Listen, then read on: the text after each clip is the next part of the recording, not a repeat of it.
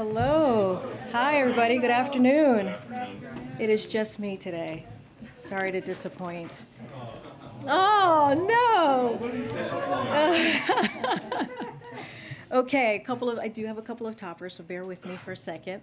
So on September 7th, the President and Dr. Biden will host President and Mrs. Obama for the unveiling ceremony for their official White House portraits. That'll be very exciting.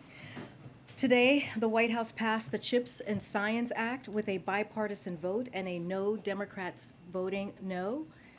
This bill will lower the cost of goods. It will make cars, dishwashers, computers, and more cheaper.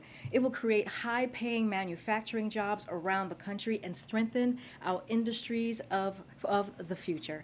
It will strengthen our supply chains and national security because we will be able to make these critical technologies at home. And it includes important guardrails to ensure these dollars are invested here in America. This is exactly what we need to do to grow our economy right now. The President looks forward to signing the CHIPS and Science Act as soon as possible. And like you heard the President underline today, we need to pass the Inflation Reduction Act as soon as possible because this is a once-in-a-lifetime chance to fight inflation and lower costs like prescription drugs, energy, and healthcare. This will build on the unprecedented deficit reduction we achieved by having the wealthy pay their share and make crucial progress against the climate crisis that threatens our economy and national security, creating thousands of jobs in the process. And already a host of economic, healthcare, and climate experts of many different viewpoints have endorsed this as the right plan to help the middle class right now. This is all about whether we're going to stand up for the middle class families against the pain from the global problem of inflation and cut the costs of drugs and energy and the deficit. Or are we going to stand against middle class families and instead protect tax welfare for hedge fund managers, big farmers' ability to price gouge, multi-billion-dollar corporations seeing record profits and who game the system to pay no taxes or wealth tax cheats? It's critical for our country that we pass it as soon as possible. Final thing for all of you is our hearts go out to the people of southwestern Kentucky, which is experiencing considerable flash flooding that has taken the lives of multiple people. FEMA Administrator Criswell spoke to Kentucky Governor Beshear this morning and committed to providing support from federal government. She will travel to Kentucky tomorrow to survey storm damage and report back to President Biden, who has been briefed on the situation. Search and rescue operations are ongoing right now, and FEMA has dispatched an incident management assistant team and rescue personnel to assist with those efforts. We are grateful for the heroic work of first responders and would urge everyone impacted in impacted areas to please listen to their state and local officials and follow their guidance. And with that, Songming, you want to kick us off? Two questions on two topics. First, on the Xi call, Beijing said in its readout of the call that President Xi told President Biden that, quote, those who play with fire will perish by it. So does the White House consider that as an escalation by China? I'm not going to speak to that statement, that comment that you just read out. But let me give you a little bit of what was discussed and a little bit of the call, some specifics. So the President was joined by National Security Advisor Jake Sullivan, Secretary of State Blinken, Principal Deputy National Security Advisor John Feiner, Kurt Campbell, and Laura Rosenberger. The two leaders spoke for 2 hours and 20 minutes. This call has been in the works for quite some time. National Security Advisor Sullivan proposed this call in June during his meeting with his PRC counterpart as part of our efforts to maintain open lines of communication and management the relationship responsibly. I'll say this, they had a very direct conversation and that they've known each other for some time. President Biden has known President Xi for about 4 decades. This is a relationship that they've had for some time. And again, it was a direct, straightforward conversation. This is something you hear from the president all the time, and the importance of having leader-to-leader conversation. But again, I'm not going to speak to or characterize what was just stated. And on one domestic question, the president said repeatedly in recent days that if Congress does not act on climate, that he would. So if the Manchin-Schumer deal gets signed into law, does that mean that the president would not declare a climate emergency? So the first, I'll say this. The last time the president traveled, as you all know, some of your colleagues traveled with him to Somerset, Massachusetts, and he was at the coal-powered facility that shut down back in 2017. He then said climate change is an emergency, and he called it an act of urgency at the time. And he has done that throughout the 18 months. When he walked into the administration, he said that climate was a crisis, was one of the crises that we had to deal with. And so he had said if Congress didn't act, to your point, he would take action. But right now we are glad to see that Congress has heeded the call, and most significant, as we have said, the most significant investment to climate change, to fight climate change that we have seen in history, in U.S. history, and he welcomes that. But the president has been acting on the climate crisis since day one, taking bold action, decisive action to make sure that we deal with this crisis, with this emergency. So he'll continue to do that, even though the Inflation Reduction Act is progress, and we welcome it, and the president wants to sign it. Again, it is a once-in-a-lifetime opportunity. It's a game changer. It's historical. He's not going to stop taking action on climate. On Russia, Moscow has not accepted your substantial proposal to release Brittany Griner and Paul Whelan. Is there any concern that by going public with this offer now that you showed your hand too soon? So I'll say this, Brittany Griner is wrongly detained. Paul Whelan is wrongly detained, and the president has been very clear about this. He wants to make sure that they come home. And he has made this a top priority. His national security has made this a top priority. So has Secretary Blinken, as you all heard from him yesterday, as you're asking me about the substantial offer that's been put on the table. I don't want to go into details about that. As you imagine, in order to have success, we need to not negotiate in public. So I'm just going to leave that there. Just so I understand, is this still a negotiation, or is this your best and final offer that you all have put out there? I really cannot go, just for the privacy and the safety of the process. I cannot say more. But we are sharing that we did put a substantial offer on the table. We wanted to be, we wanted to show that this president is taking it very seriously, just like he did with Trevor Reed. But we're not going to go into details from here. Let me try one more way then. Is there anything you're ruling out? For instance, is sanctions relief off the table? I'm not going to get into details from here. So not off the table? I'm not going to get into. I'm not going to negotiate from here. We just cannot negotiate from here. All right. Thanks, Mary. In the call today, did the two leaders succeed in lowering tensions? I'll say this. Let me just share a little bit about what they covered. The three issues that they covered. Again, this was a straightforward conversation that they had. They've had a relationship for many decades. This is the fifth call that the president has had with President Xi. They wanted to make sure that they continued the dialogues, kept the open lines for conversation, and that's what we saw today. Again, it was more than a 2-hour call, but I'll share a little bit of what they covered. The first was a detailed discussion of areas where the two countries can work together, with particular focus on climate change and health security and counter narcotics. The two teams will be following up on these areas. President Biden also raised the need to resolve the cases of American citizens who are wrongfully detained or subject to exit bans in China, as well as longstanding concerns about human rights. Second, they exchanged views on Russia's war in Ukraine and the global impacts it is having.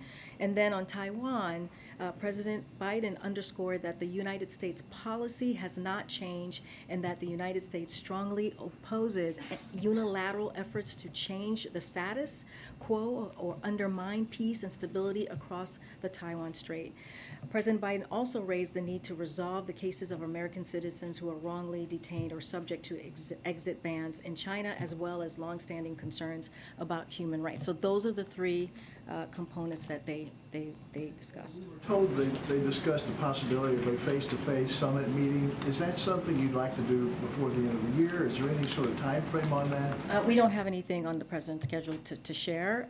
As you know, and I just stated this, the president really truly appreciates a leader-to-leader interaction. He's been a senator, he's been a vice president, he knows, and now president, he knows the importance of having that. I don't have anything to share more than that. Just one more on that call. Yeah, sure. On President Biden raising, you said, long-standing concerns about human rights with President Xi. Can you tell us anything more about that specific portion of the call, and specifically whether he raised the issue of the treatment of Uyghurs in the Xinjiang region? So I can tell you that he raised genocide and forced labor practices by the PRC. That is something that he raised.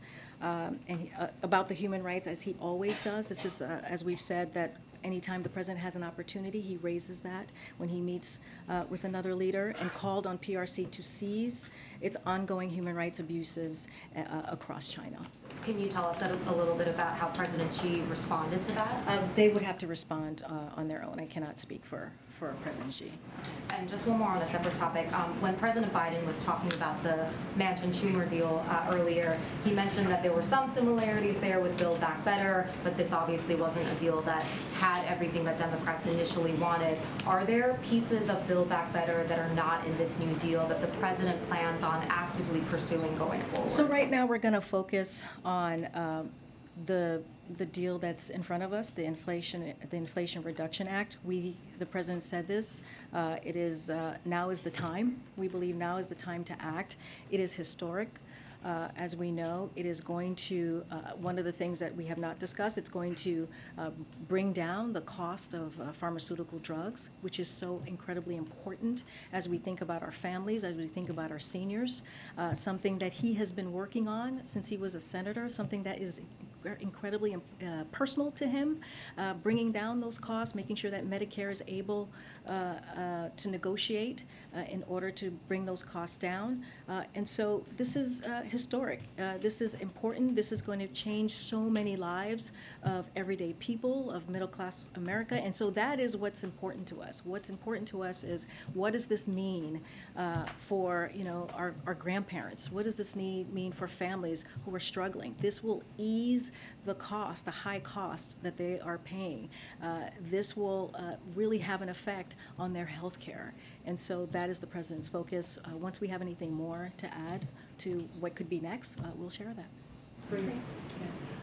On that note, this is being called the Inflation Reduction Act, but I think when people think about inflation, they're thinking about the high cost of rent, of housing, of groceries, gas. What does this bill do to address those concerns? Because as you mentioned, the president's been working on those other issues for a long time, which suggests that those prices have already been high for a long time. What about the immediate concerns right now? So one thing I would say is, you have heard the president talk about his inflation plan. You've heard him talk about how he understands the anxiety that families are feeling about the economy, what they're feeling about the high cost, which is why he's taken action on gas prices, which is why we have seen gas prices come down in a historic fashion. If you look at the last decade, and it's at 70 cents per gallon. That's about a little bit more than $70 per month for families who have two cars and a household. That means a lot. I know that there's a lot more to be done, and we're going to we believe more of a decrease, but what families pay at the pump does matter. What families pay at the drug pharmaceutical companies matter. I mean, we have Americans here who are paying for a drug 2 times, 3 times more than folks in another country. I mean, that should not be. So that does matter, lowering costs for millions and millions and millions of people. And so experts have said that and they will tell you that when you look at this bill, this act, it will indeed help fight inflation. It will indeed help reduce the deficit. So the experts are saying that as well. Okay. Thank you, Karine.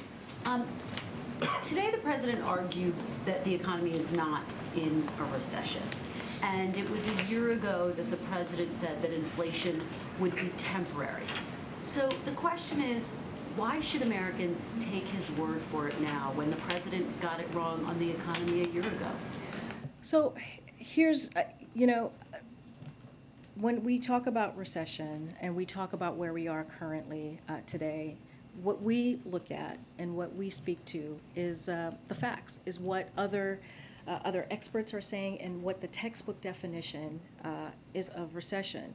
And if you look at the pre-recession years in our history, you see that the thing that happens during a pre-recession is that is that you lose jobs, and we're not seeing that currently. It is not what is happening. The labor market, it has gained jobs. If you look at the first 6 months, 2.7 million jobs have been created under the president's watch. 9 million new jobs have been created. The last quarter, 1.2 million jobs.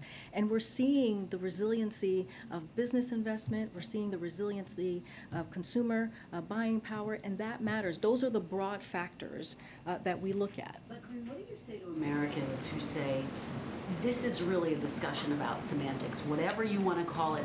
You have Americans all across the country who say it is harder for them to make ends meet every month. They're hurting. And this is a president who understands that. We have talked about that. We have talked about how we understand what the American people are feeling. We understand what that conversation they are having around the kitchen table about how they're going to deal with cost. But that is why we're asking Congress to act on this Inflationary Reduction Act. And let's not forget, I just talked about chips and how that is going to make difference and lower costs. When you think about the semiconductors, right? You think about how the prices of automobiles shot up during the pandemic, and now we're going to be able to make that here. That is a big deal. That is incredibly important as well. Does the president run the risk of looking out of touch in this moment by digging in on this definition that this moment is not a recession, if in fact at some point it's determined that that's exactly what I have to tell you, Kristen, I don't think we're digging in. We're being asked. We're being told, and every day I've come in here, I've been asked, so Karine, what, is this a recession? So we're answering the question. We're using the facts to answer the question. We're using economists who have said, hey, this, for example, Chair Powell has said, I do not think the U.S. is currently in a recession. There's just too many areas in the economy that are performing well, and that matters as well as we are trying to explain to the American people. And just very quickly, has the president spoken to Senator Sinema? Is it his expectation that she is going to support this piece of legislation? So I refer you to Senator Sinema. The negotiations, we do not have a call to read out to you at this time. I would refer you to her and also Senator Schumer, who's doing the negotiations. Not to have her as a part of these negotiations? Again, I would refer you to Senator Schumer, who's been leading the negotiations. Okay. Thanks, Karine. On the phone today, did President Biden ask President Xi anything about getting to the bottom of the origins of COVID? On the origins of COVID, the two presidents did discuss the health security, and transparency is key part of that. As we have repeatedly said, the PRC is not living up to scientific and public health norms for data and information sharing. We have said this before, so that is nothing new. And we are, the international community, we've said this needs more data, they need more information to make clear the determination on the origins of the pandemic. We continue to work with our partners around the world to press China to fully share information and to cooperate with the World Health Organization. So this has come up many times I know it's come up before, but it came up today. I'm just saying that the two presidents did discuss health security. That did come up. Okay. Did the president ask Xi about the findings of that congressional investigation that the Chinese were trying to infiltrate the Federal Reserve over the last couple of years? We don't have anything to share on that. Okay. Beyond the readout that you all got. On a different topic, the D.C. mayor sent the White House a letter asking for National Guard help with migrants that have been bused here from Texas and Arizona. Is the president going to approve that request for the National Guard? So As to your question on the National Guard, I refer you to the Department of Defense. They will have that answer for you. We have been in regular touch with Mayor Bowser and her team. And I said this before. I said this last week about Republicans using migrants as a political tool, and that is shameful and that is just wrong. There is a process in place for managing migrants at the border. This is not it, what they're doing currently. That includes expelling migrants as required by court order under Title 42, transferring them to ICE custody, or placing them in the care of local NGOs as they await further processing. Again, so what Republicans are doing, the way that they're meddling in the process and using migrants as a political pawn is just wrong. So the White House's preference would be for small towns in Texas and Arizona to have to take care of these migrants rather than a large metropolitan That is city not what I like said. Washington, D.C. That is not what I said. That is what That- you no, said. that You is said not- you think that I people said are that using there is- migrants. Yeah, they are. They're sending migrants to big cities on purpose, if using they- them as a political So ploy. if they don't go to big cities, where should they There's go? a process. I just There's laid a- it out. There's a process, and they come to a big city, and now That the is- mayor says she needs the National Guard. That's So because Republicans are they're using migrants who are coming here for who knows, because they're dealing with humanitarian issues back in their country. They're coming here for a better life, and they are being used. Peter, they're being used by Republican governors. That is what's does any happening. of this just make the president want to say, this is causing a lot of burdens on small cities, big cities, maybe I should just close the border? What I'm saying is what Republicans are doing is wrong, and there is a process in place, and we should follow the process. There's a legal process in place, and they should follow it. Okay, thank you. Good, good, Steve. Okay, sure. I did want to go back to the question about the title of the bill, the Inflation Reduction Act. I mean, just to nail it down here, if you're on Medicare, the bill offers a potential benefit. If you were in the market for an electric vehicle, the bill offers a potential benefit. If you want to put solar panels in your home, the bill offers a potential benefit. But will the bill, if enacted, actually have an impact on the price of rent, on food, on some of the other things that have seen prices go up in the current inflationary dynamic? It's a good question. Right now, what we're seeing in the act deals with healthcare, right, and climate, which are important things in lowering cost, creating jobs, and making lives better for the middle class. That is, we should not downplay that. That is historic, again, and that is going to be going to really help a lot of families who are struggling at this time. If we go back to the American Rescue Plan, the president has proposed and has components of that American Rescue Plan that helps with housing affordability, which is also very important. And the work that the president has done across the 18 months with the American Rescue Plan, with the bipartisan infrastructure legislation, is also, it's not just this piece, there are multiple pieces that is going to make a real dent in what Americans are going through right now. Remember, the reason why we're going through this is because of outside impact that we're seeing, right? We're seeing variants of COVID that has happened. We're seeing the war in Ukraine. So there are outside factors that have led to the inflation that we're currently seeing. So one quick other question on this topic. Can you shed a little bit more light on the White House's involvement in the crafting of the bill? Senator Manchin this morning said that he went out of his way to avoid involving the president directly. So, the president has been in touch with many members in Congress, and he has not been directly, as he has said, negotiating, but he has been in touch with them. We have a whole White House team here who have had direct communication with folks on Congress about what they needed with this legislation, and that continues, and that has been happening these past several months. I'm just not going to go into further detail on private conversation. Go ahead, Nancy. Just two questions. What did President Biden tell President Xi about Pelosi's trip to Taiwan, and how has he personally asked Speaker Pelosi not to go on that trip? So I can tell you this. Look, there's a separation of power, right? There is two co-equal governments. The president was a member of Congress for 36 years. He understands what that means, and he knows that this is not. He cannot tell a member of Congress what they can or cannot do. So that is something that the president gets very well. Now, Secondly, there has not been a trip that has been announced. I cannot speak to the speaker's schedule. She has to speak to her own schedule. Again, as we have said multiple times, when a congressional member thinks about having a trip or wants to go on a trip, an international trip, we give them the advice on the geopolitical assessment, on national security assessment, and it is up to them to make that decision. Just one more thing. Based on today's GDP report, China now will have a faster economic growth than the U.S. this year. I'm wondering how the White House feels about that. Look, I'll say this, and I'll quote Secretary Yellen on what we saw today with the GDP. So and she said this earlier during her press conference, there are a variety of risks ahead, like Russia's war, COVID lockdowns in China, and more. We have strengths in the economy, a strong labor market being one strength. Consumer household balance sheets remain generally strong. Credit quality is strong. You do not see some significant increase in businesses, bankruptcies.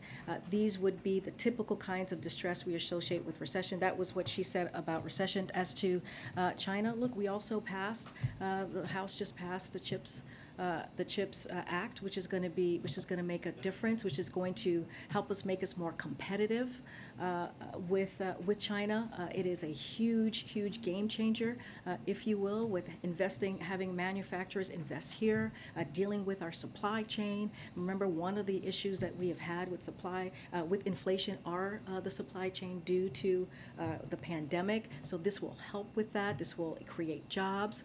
All of these things are going to matter in the upcoming months as well. Michael, I actually have an answer for you. I'll give it to you right now if you want. I remembered.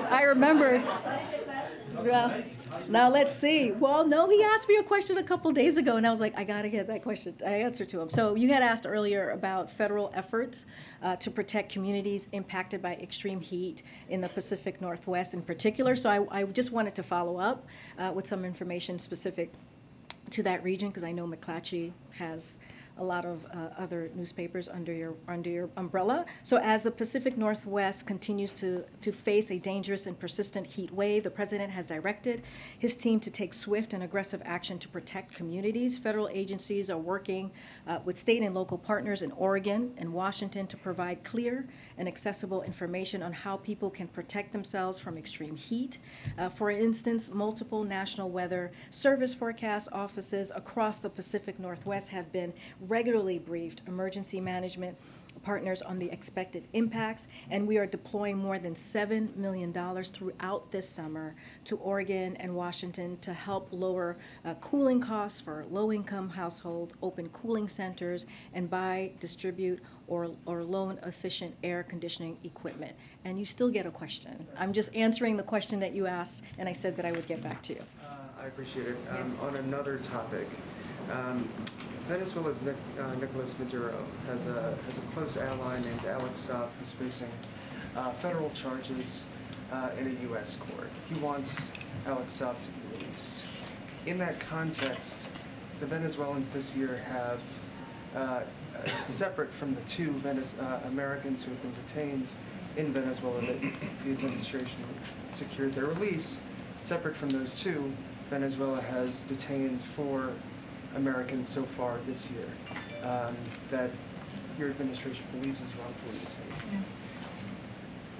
With the president signaling that he is clearly willing to conduct prisoner swaps, whether it be Trevor Reed, and I know you won't go into the details of this offer with Brittany Griner or Paul Whelan, but with the president signaling that, how should dictators around the world, like Nicolas Maduro or anyone else, read that? Is the bazaar open, and is there, value on American lives? So I'll say this: we don't think that there's an incentive, right? Because we're doing this for countries to continue to take more hostage. I know we've gotten that question, so I just wanted to answer that. But we also think we also think that it's also critical to deter and disrupt hostage taking and wrongful detentions in the future to prevent more Americans and their families from going through this terrible ordeal. So that's why a couple of weeks ago we announced a series of actions to expand the toolkit the U.S. government can use to do that, including the ability to impose serious costs and consequences, such as sanctions and visa bans on governments and non-state actors who are involved in hostage takings and wrongful detentions. The State Department also just introduced a new risk indicator to their travel advisories to inform U.S. citizens about the risk of wrongful detention by a foreign government in 6 countries that have regularly engaged in this space. So I just wanted to talk about what we are doing currently, what we have announced. Look, the president has been very clear. He is going to do everything that he can to make sure that U.S. nationals who are wrongfully detained come home. And I think what you're seeing with his action and this offer, the substantial offer that's on the table with Brittany Griner and with Paul Wehner shows that he is willing to take those actions, and even with Trevor Reed. So this is something that the president takes very seriously, and he's going to continue to act. Karine. And I'll come to the back. I'll come to the I back. had a question. Does the president have another plan for passing aid to veterans exposed to burn pits? Now that the Senate Republicans blocked that bill, comedian Jon Stewart's on the Hill, talking about that. Well, I have to say it is very disappointing to see what Republicans are doing on the Hill. Just a few weeks ago, we had 84 senators, Democrats and Republicans voted for the PACT Act. It was a bipartisan process that was moving forward. But now you see Senate Republicans are playing politics, and they're denying veterans the health care. And not just the health care, but the benefits they have earned. The benefits that they have earned, the folks who have put their lives at risk to protect us. This is what they're doing, these Republican senators. So we want to be very clear here. Veterans and their families are facing a stark reality. As Congress stands by, veterans are dying from toxic exposures, as we know. So we cannot wait any longer, and Congress needs to pass the PACT Act immediately. And that's the message that we're going to send. One other question, if I could, about the call today. Can you just share whether the president feels any progress was made on lifting tariffs against China? Any progress on when that may happen? So I don't have anything new to share. So the president did explain on his decision, but the president did explain his core concerns with China's unfair economic practices that harm American workers and families. But again, they did not discuss any potential steps he might take with President Xi. That has not been decided, so I'm not going to get ahead of the president.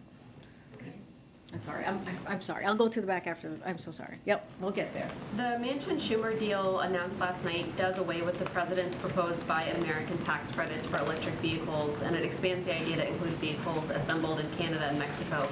Does the president support this change, considering how important it was for him to prioritize vehicles assembled in the U.S. with union labor? Well, let's not forget the bipartisan infrastructure law that also addresses electric vehicles, and is also a big historic investment. Look, the way that we see this, you heard from the president earlier today, this is it's a lifetime opportunity. This is going to be a game changer for many Americans, and so he supports this piece of legislation, and he wants to see it pass so he can sign it. All right, go ahead, Chris, and then I'll go back.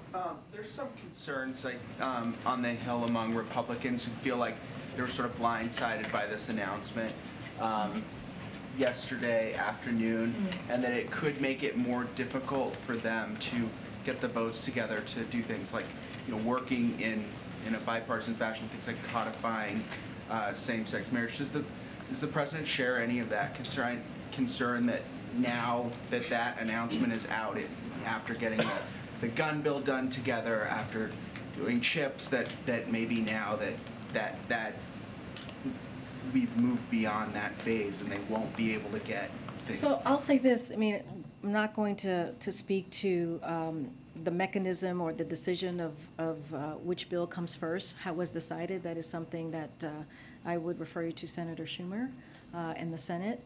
What I will say is that the president has been like the tip of the spear when it comes to marriage equality.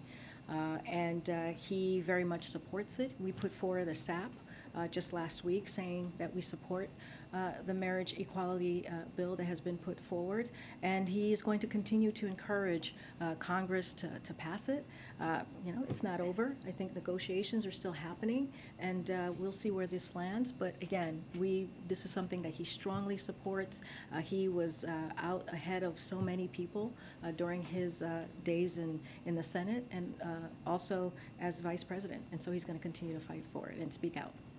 Karine. Thank you. Way back. Thanks, Karine. So just to follow up on my colleague's questions on the Speaker Pelosi's trip, I know that you don't speak for the Speaker, and you've also mentioned several times that the White House has no control over the travels of lawmakers.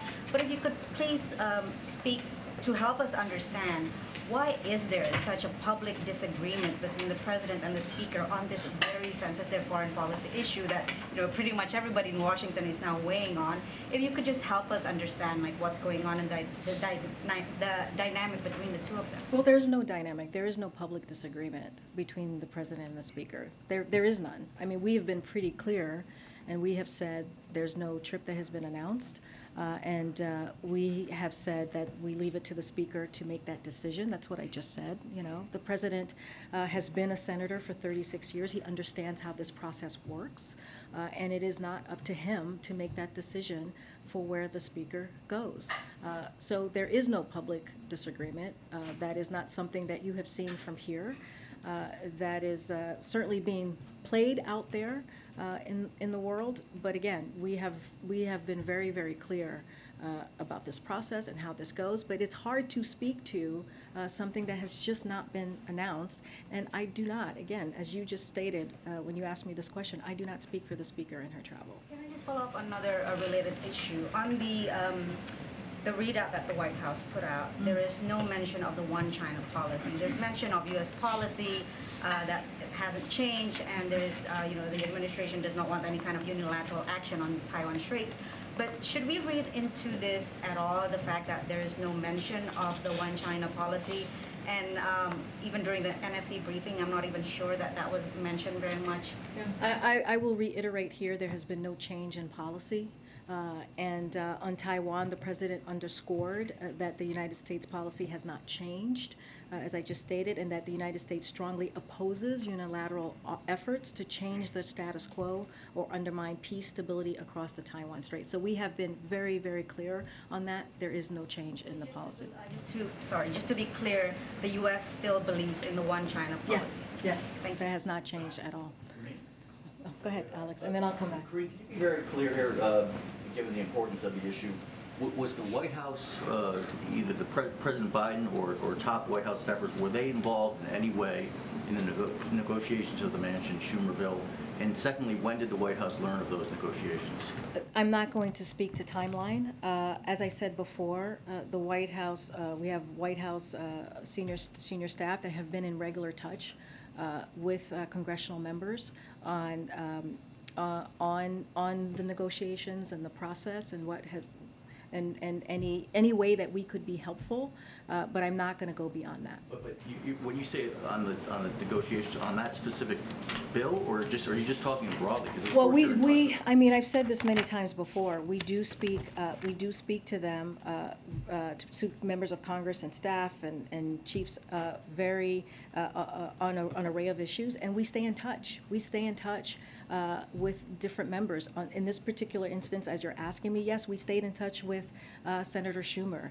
We were informing the process in any way that we can, helping work out details and policies. So yes, we had senior staff here who did just that and talked directly to Senator Schumer and his team and kept in close touch. Oh my goodness. Okay. All right. Thank you so much, Karine. One quick question and then another on foreign policy. Why President Biden didn't wear a mask today during his meeting with the CEOs after his doctor said he would? So he was, they were socially distanced. They were far enough apart. So we made it safe for them to be together, to be on that stage. and honestly, he participated and had conversations with them. So he's going to continue to follow CDC guidance recommendation that individuals who have tested positive wear a mask when around others for 10 days after symptom onset. But when he's at the podium, as you've seen him a couple of times since he's come back from his isolation or similar circumstances today, we have ensured that there is sufficient distance between him and others to allow him to safely remove his mask in order so that he can actually engage and have a conversation. So we actually took protocols today to make sure that that occurred. On Ukraine war, I interviewed President Zelensky this week, and he did not rule out coming to the U.S., leaving Ukraine for the first time, and meet President Biden. At the time, he's very concerned that people are getting tired and forgetting the war. Did the White House extend such an invitation to President Zelensky? I think this is a good idea for him to come here. And does the White House also think this is a problem for Ukraine, people forgetting the war? So I'll say this, we appreciated President Zelensky's visit last year when he came to town here and he visited the White House. His wife, as you know, Mrs. Zelenska, visited the President and the First Lady when she was here very recently, I believe last week or maybe the week before. We maintain regular touch with the Ukraine government. The President stays in regular touch and regular communication with the President himself. We don't have any plans to read out to you of travel and his travel to the U.S. But I'll say this: the President is committed to making sure that Ukraine has what it needs to protect its sovereignty, to fight for its sovereignty, to fight for its democracy. And it's not just the President. We have seen NATO come together more unified than they've been before because of the leadership of this President. You saw that when he went to the G7. You saw that when he went to NATO, and that is going to continue.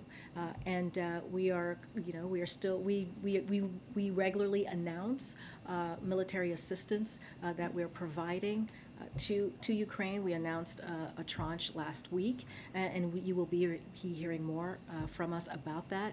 And so we are very much committed to making sure they are fighting against Russia's brutal war. Now remember, this is Russia's war.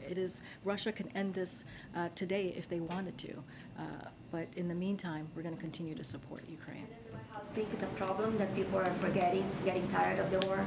Look, I think what it's important is for people across the globe, not just in America, to understand the importance for fighting for democracy and what that means, how important it is for all of us to stand together to make sure that a country like Ukraine, which is a democratic country, is able to fight for their freedom, and that's what we're going to make sure that continues. Rest of follow-up, Karine? Oh my goodness, there's so much.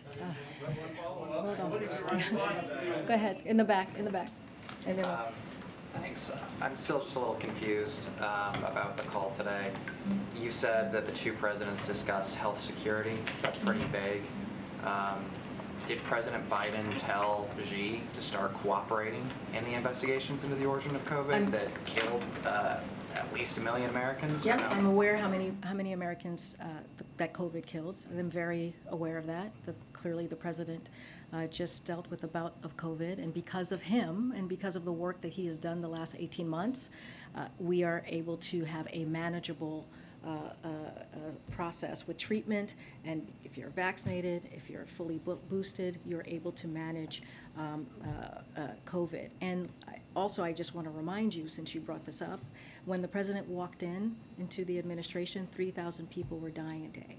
3,000 people were dying a day. We have gotten that number down to 90%. Still, people are dying, but we have gotten, because of the work that we have done, we've gotten it down to 90%, and we're going to continue to do the work to make sure that we protect the American people. So, first of all, I just want to make sure that's very clear. We were given a disjointed response to COVID, and the president had to turn that around. So that's the first thing I want to say, I am just not going to go beyond what I just laid out. So that's not the answer to my question. And last August, the president said in a statement that the Chinese have not been cooperating. We're Yep. going on a year now. And I just said that, You also said that, but you can't tell us whether or not the president pressed Xi to be more cooperative in I'm this just not going investigation? beyond, I am not going to go beyond the readout that I just gave you. Thank you. Karine? Go ahead, you, sir, and then I'll continue. I'm going to try one more time, I guess, on the Taiwan question. I Yeah. know that there's not been a trip that has been announced, but does the president have an opinion on congressional delegations traveling to Taiwan? The president has been a senator himself, as I mentioned, for 36 years, right? He understands this process. You do not tell a congressional member where they can or cannot go. He believes that. This is up to the speaker to decide. And also, let's be very clear, there is no trip that has been announced. But I'm just saying, we are talking hypotheticals here.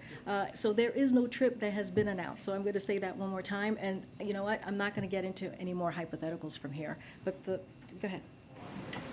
The president's been considering lifting tariffs on China for some time. I'm just wondering if you can explain what the holdup is on that decision. It's an important decision that the president has to make. He is taking this very seriously. And once he has the decision, we will share that. Can I also just ask about the CHIPS legislation?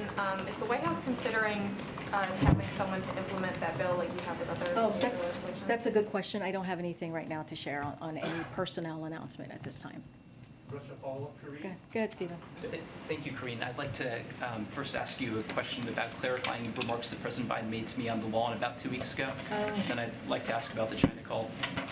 On the lawn, I asked about whether he was planning to fulfill his campaign's promise to release everyone in prison for marijuana.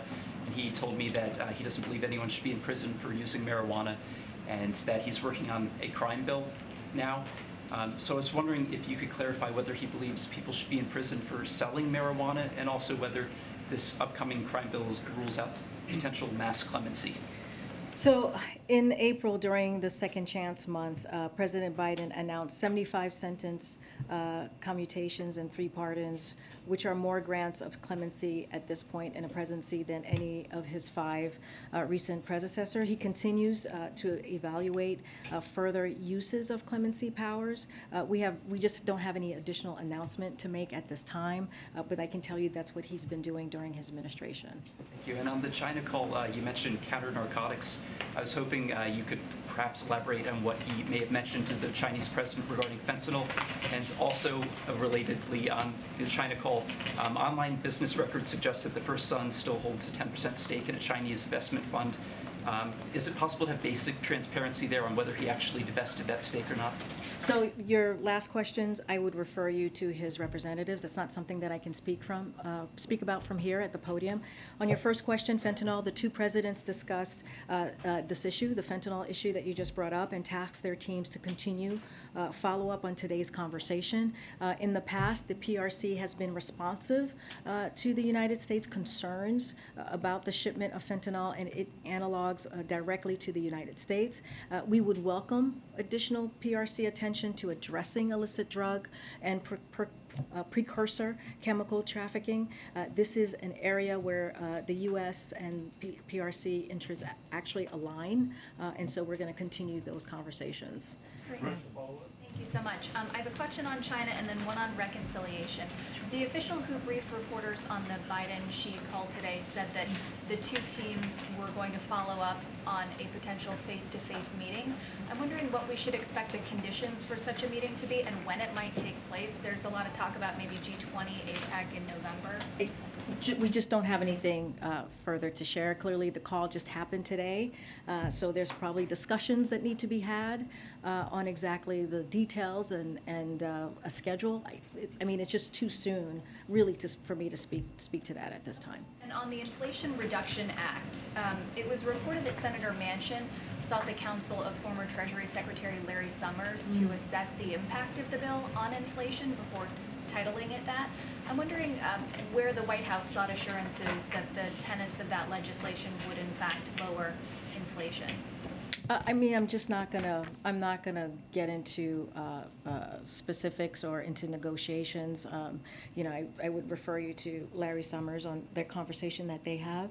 I know that he has been very supportive, clearly, of the act, Inflation Reduction Act. I'm just not gonna go into any further details from that. And then I'll come. Yeah, I have a quick question about climate.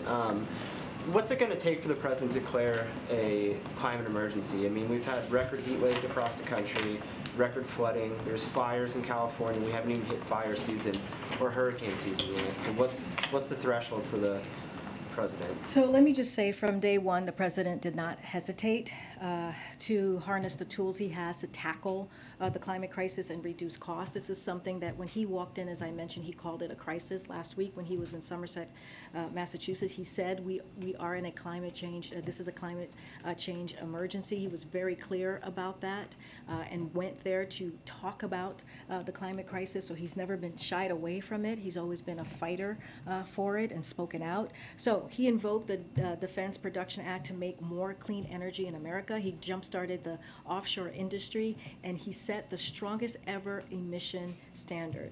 Under this president's leadership, we are now on track to triple domestic solar manufacturing capacity by 2024. Supplier contracts to provide materials and services to offshore wind projects have more than doubled.